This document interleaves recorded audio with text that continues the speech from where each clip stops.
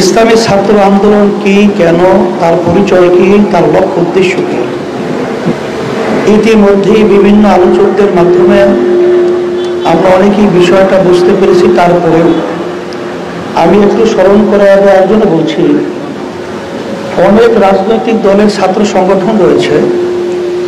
ইসলামী আন্দোলন বাংলাদেশ এর সহযোগী একটা সংগঠন, তার নাম হলো ইসলামী ছাত্র আন্দোলন। এর মূল লক্ষ্য উদ্দেশ্য হলো সাহাবাদের অনুসরণ। সাহাবায়ে কেরাম কারা? যারা আল্লাহ রাসূল সাল্লাল্লাহু আলাইহি ওয়াসাল্লামের সরাসরি ছাত্র ছিলেন। এর মাধ্যমে আজকে তাম দুনিয়ার মধ্যে শান্তি এবং আখিরাতে মুক্তি যে দিক নির্দেশনা দেওয়া হয়েছে, সেই নীতি আদর্শ বাস্তবায়নের জন্যই ইসলামী ছাত্র আন্দোলন গঠন করা হয়েছে।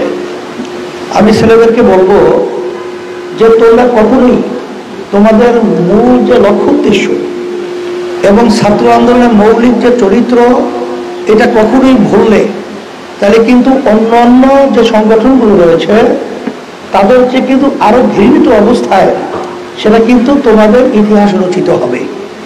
সেই বিষয়গুলো তোমরা সবসময় লক্ষ্য রাখতে হবে যে আমাদের নীতি আদর্শ এবং আমাদের জীবন গঠন করা মূল হল সাহাবাদের অনুসরণ।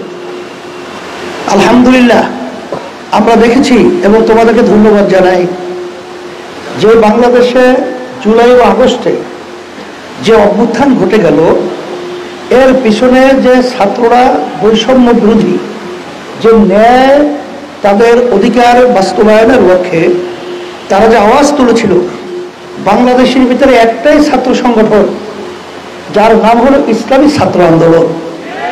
তারা কিন্তু তাদের ব্যানার নিয়ে ন্যায়ের পক্ষে অন্যায় প্রতিবাদে তারা কিন্তু জানের ঝুঁকি নিয়ে তারা রাজপথে তারা কিন্তু আওয়াজ তুলেছিল।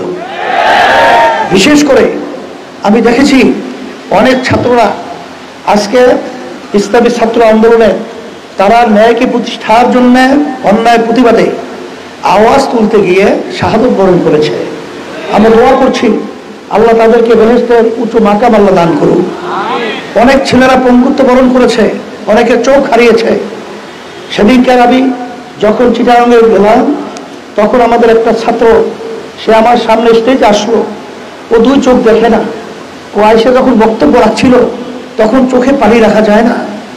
যে কি করুণ দৃশ্য, আল্লাহ তাদের চোখে পুরোপুরি ভালো করে দেয়।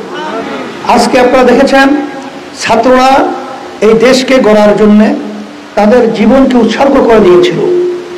আজকে